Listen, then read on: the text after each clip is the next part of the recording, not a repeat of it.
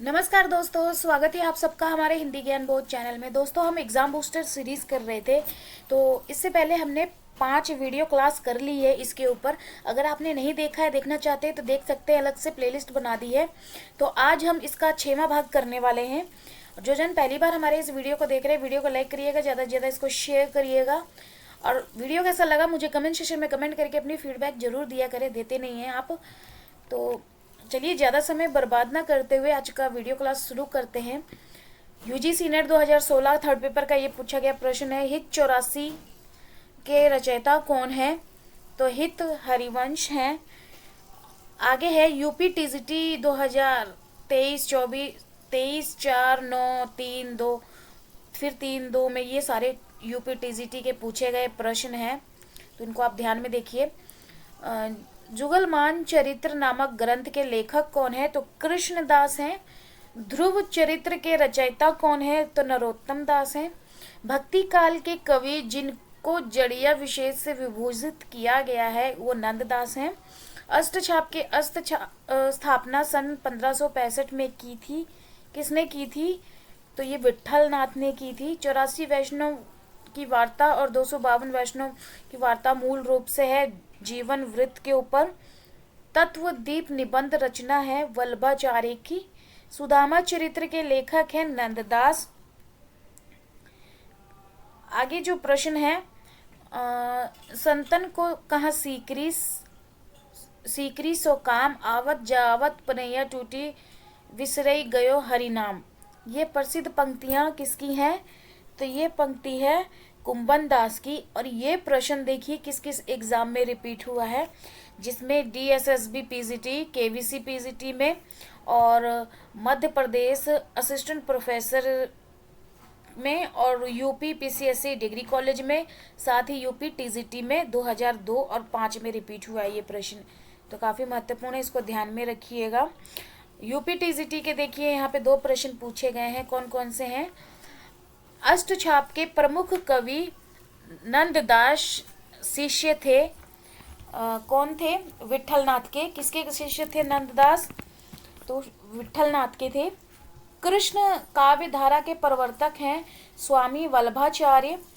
अगला जो UGC net 2016 का प्रश्न है, सूरदास जब अपने प्रिय विषय का वर्णन शुरू करते हैं तो मानो अलंकार शास्त्र हाथ जोड़ के उनके पीछे पीछे दौड़ा करता है। उपमाओं की बाढ़ आ जाती है, रूपकों की वर्षा होने लगती है। उपयुक्त कथन किसका है? तो यह हजारी प्रसाद द्विवेदी का है। उत्तराखंड असिस्टेंट प्रोफेसर का अगला प्रश्न है, सूरदास को पुष्टि मार्ग का जहाज कहा गया है, किसने कहा है? तो विट्ठलनाथ ने कहा है। अगला जो प्रश्न है, विट्ठलनाथ ने वल्लभा संप्रदाय में किस तरह की पूजा पद्धति का समावेश किया है? तो युगल उपासना का किया है।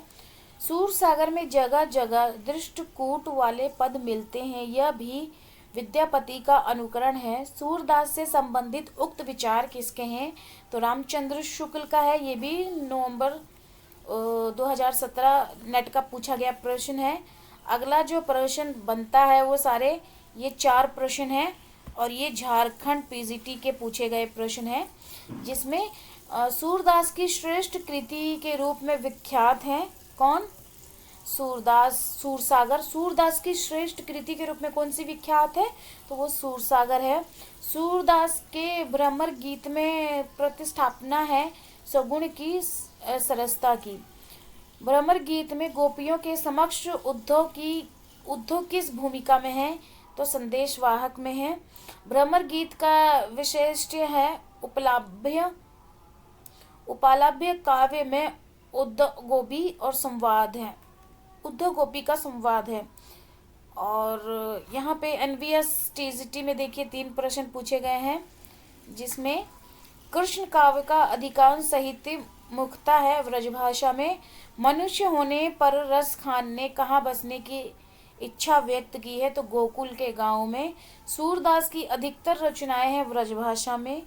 सूरसागर लिखा गया है ब्रजभाषा में। और ये सारे एमपी असिस्टेंट प्रोफेसर के पूछे गए प्रश्न है। बाकी नंद व्रज लीजे ठोंकी बजाए पंक्ति है सूरदास की। कृष्ण भक्ति के वल्लभ संप्रदाय में दीक्षित थे कौन? तो सूरदास जी। सूरदास ने अपनी किस कृति के अंत के पद में अपनी वंश परंपरा का परिचय किया है? तो ये साहित्य लहरी में किया है। ये सारे असिस्टेंट प्रोफेसर के पूछे गए प्रश्न हैं। अगला करते हैं।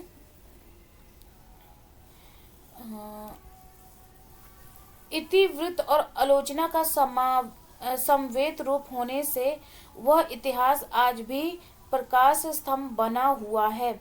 आचार्य रामचंद्र शुक्ल का ये कथन है। और ये किस में पूछा गया है? यूपी पीजीटी का है ये। आगे यहाँ पे देखिए, यूपी पीसीएससी जीआईसी और जीआईसी प्रवक्ता भर्ती में ये पूछा गया प्रश्न है कौन सा? कि हिंदी साहित्य के इतिहास में आदिकाल के लिए आधार काल नाम दिया गया है डॉक्टर मोहन अवस्थी ने। तो मैं आपको बता दूं, ये जितने भी अभी तक हमने क्वेश्चन किए हैं एग्जाम बूस्टर वाले, ये सारे आदिकाल और भक्ति काल से किए हैं। और आगे जो यूपी पीसीएससी जीआईसी और एलटी में देखिए, यूपी पीसीएससी जीआईसी 2021 और एलटी 2018 का पूछा गया प्रश्न है। साथ ही डीएसएसबी पीजीटी का प्रश्न है ये वाला, जिसमें रिपीट हुआ है।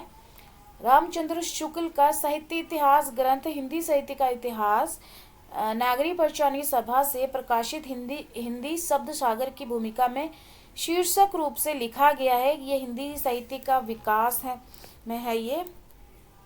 अगला जो यूपी टीजीटी का प्रश्न है कि a dictionary of English and Hindustani के लेखक है John Gilchrist.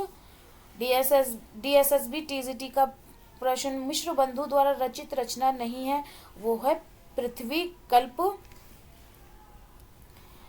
Asiatic society of Bengal की पत्रिका के विशेषांक के रूप में निकलने वाला हिंदी साहित्य का इतिहास है the modern vernacular literature of Hindustan. ये यूपी पीसीएससी जीडीसी का ये प्रश्न है। अगला जो प्रश्न बनता है, हिंदी काव्यधारा के संग्रहकर्ता साहित्यकार का नाम है महापंडित राहुल साकृत्यायन। आगे जो है, अपने हिंदी साहित्य इतिहास में आदिकाल को संधिकाल और चारण काल नामक दो उपशीर्षकों में विभाजित किया है। किसने? तो डॉक्टर रामकुमार वर्मा ने। और ये सेम प्रश्न देखिए राजस्थान स्कूल शिक्षा प्राध्यापक में रिपीट हुआ है, साथ ही यूपी पीसीएससी जीडीसी में। अगला जो प्रश्न है, यूके पीएससी लेक्चरर और जीआईसी पीजीटी में रिपीट प्रश्न है। हिंदी साहित्य का वैज्ञानिक इतिहास के लेखक कौन है? डॉक्टर गणपति चंद्र। अगला जो प्रश्न है, हिंदी साहित्य का वृत्त इतिहास, इस इतिहास ग्रंथ का प्रकाशन क्या है? नागरी पंचानन सभा काशी में किया गया है। यूके पीसीएससी लेक्चरर का प्रश्न है। और आगे जो प्रश्न है, हिंदी साहित्य जगत में मिश्र बंधु नाम से विख्यात लेखकों में सम्मिलित है गणेश बिहारी मिश्र, श्याम बिहारी मिश्र, शुकदेव बिहारी मिश्र। तो ये यूके पीसीएससी लेक्चरर में और साथ ही छत्तीसगढ़ असिस्टेंट प्रोफेसर में ये रिपीट हुआ है। मिश्र बंधु ने रीति काल को नाम दिया है अलंकृत काल। और यूके एसएससी एलटी में और यूपी टीजीटी में ये रिपीट प्रश्न है। तो ये थे आज के एग्ज़ाम बूस्टर के प्रश्न, जो अब तक हमने आदिकाल और भक्ति काल के प्रश्न किए हैं। अब इसमें नीचे से अब आपको रीतिकाल के भी प्रश्न देखने को मिलेंगे। तो इसी तरह की सीरीज़ अगर आप चाहते हैं तो चैनल के साथ आप जुड़ जाइएगा, वीडियो को लाइक करिएगा, ज़्यादा से ज़्यादा इसको शेयर करिएगा। फिर मिलते हैं एक नए वीडियो में एक नए टॉपिक के साथ। धन्यवाद।